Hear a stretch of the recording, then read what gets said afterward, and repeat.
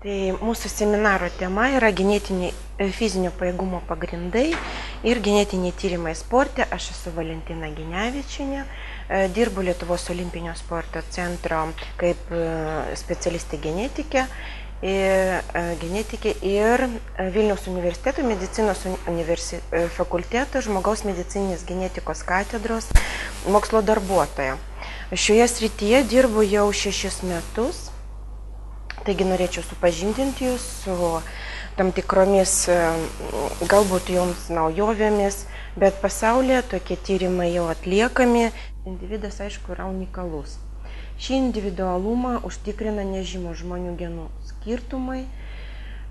Unikalūs žmogaus genomo pakitimai vadinami polimorfizmu ir būtent šie genetiniai variantai nulėmė skirtumą tarp žmonių. Ir įvairių eksperimentinių tyrimų pagrindų buvo nustatyti genai, kurie yra susijęs su žmogaus fizinio pajėgumo požymių pasireiškimu.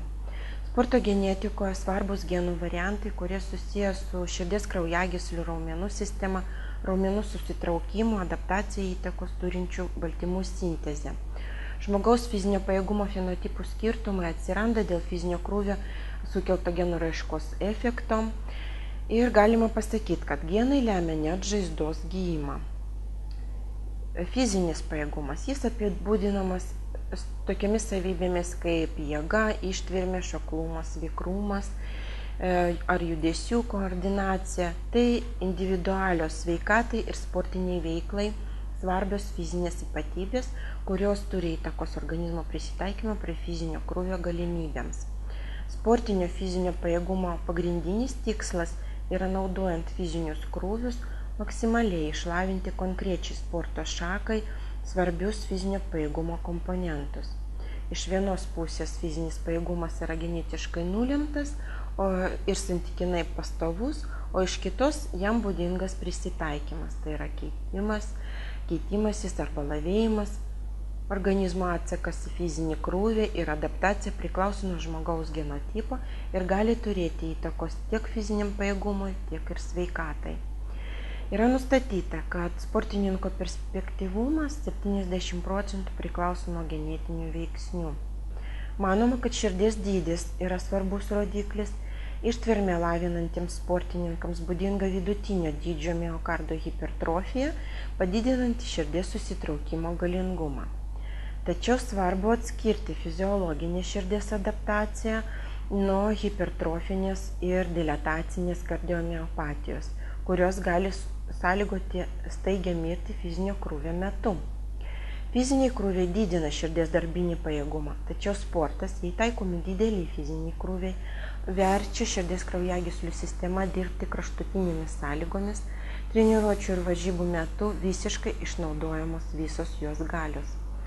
Yra nustatyti kardiomiopatijos genai, jie tyriami ir gali pasakyti apie gresiančią patologiją.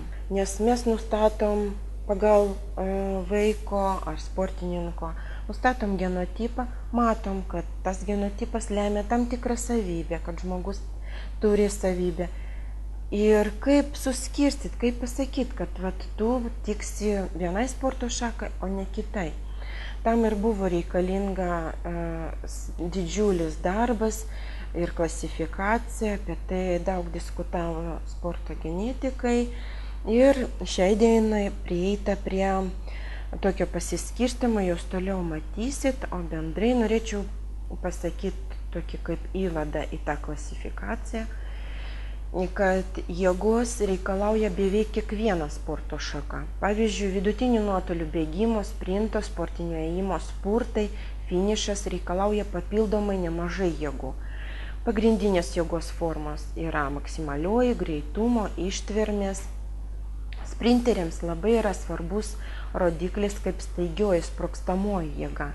Ją nulėmė jėgos ir greičio komponentai. Vienas iš pagrindinių veiksnių, dėl kurio atsiranda staigioji jėga, tai yra raumens sudėtis. Tai yra greitųjų ir lėtųjų skaidulų procentinis santykis. Raumenų skaidulų dominuojantis tipas yra genetiškai nulemtas. Jų santykis raumenyse beveik nekinta nuo gimimo ir šis santykis iš esmės ir lemia sportininko rezultatus. Tinkami papildai gali pagerinti sveikatą ar medžiagų apykaitos procesą, tačiau bet kaip vartojami papildų rinkiniai konkrečiam organizmui gali būti neveiksmingi, o kartais net ir žalingi. Genų dopingas gali pažeisti visą žmogaus genetinį aparatą ir formuoti naują fenotipą bei kūno sandaros, fizinių, protinių gebėjimų, net ir elgesio pokyčius. Genų terapijos klinikinių tyrimų rezultatai rodo, kad gali atsirasti tokios problemos kaip vėžys, daugelio organų nepakankamumas ir kiti pavojai gyvybei keliantys reiškiniai. Kiti pavojai yra nežinomi dėl negausių tyrimų ir publikacijų, taigi šalutinis poveikis yra nekontroliuojamas. Genų dopingas nuo paprasto dopingo skiriasi iš esmės, tokie sportininkai būtų genetiškai modifikuojami.